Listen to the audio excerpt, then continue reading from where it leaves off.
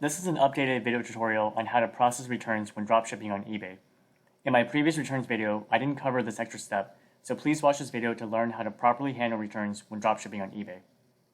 The first step is to make sure you have the right settings on eBay to process returns. Go to your account settings and then selling preferences. Then click on Edit Return Preferences. Ignore all of this and just make sure this box is checked. RMA stands for Return Merchandise Authorization, and checking this box will allow you to upload a return shipping label for the buyer.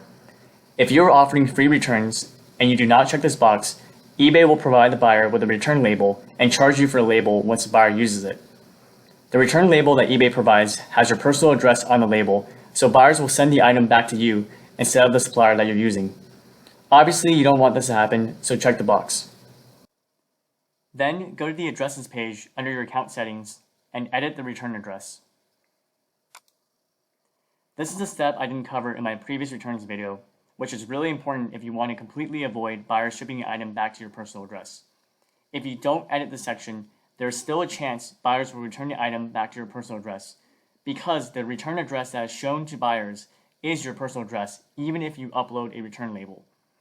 Sometimes you will get buyers who see this address and will return the item back to you instead of your supplier. They will pay for their own return shipping and not use the prepaid return label because they didn't see it.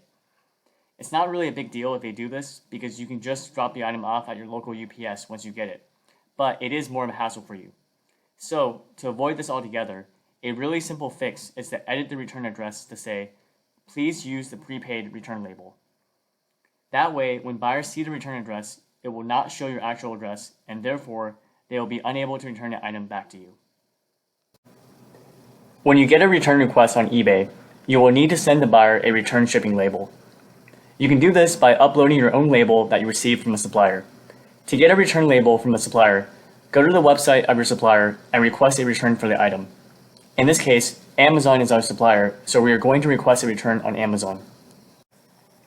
Click on Return or Replace Items. Check the box of the item you're returning and select a reason for the return. You will need to select the right option because not every option will give you a free return label. These are the options that will give you a free return label: inaccurate website description, item defective or doesn't work, product damaged but shipping box okay, item arrived too late, missing or broken parts, product and shipping box both damaged, wrong item was sent, and didn't approve purchase. Next, select how you want your refund. Either refund to your Amazon account balance or refund to your credit card. Then, change the address to the address of the buyer. Always select UPS drop-off point and confirm your return. Click on Print Label and Instructions, and then save the label as a PDF. Come back to this page. Upload your return label. Select a shipping carrier, which is always going to be UPS, and then type in the correct UPS tracking number. Click Continue, and then you're done. Once the item has been returned to Amazon, Amazon will refund you, and then you can refund the buyer. And that's how you handle returns when dropshipping on eBay.